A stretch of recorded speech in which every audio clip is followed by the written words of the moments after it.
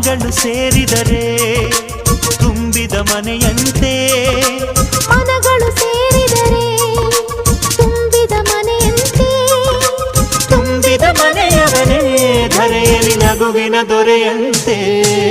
ಜೇನಿನ ಗೂಡು ನಾವೆಲ್ಲ ಬೇರೆಯಾದರೆ ಜೇನಿಲ್ಲ. ಜೇನಿನ ಗೂಡು ನಾವೆಲ್ಲ ಬೇರೆಯಾದರೆ ಜೇನಿಲ್ಲ.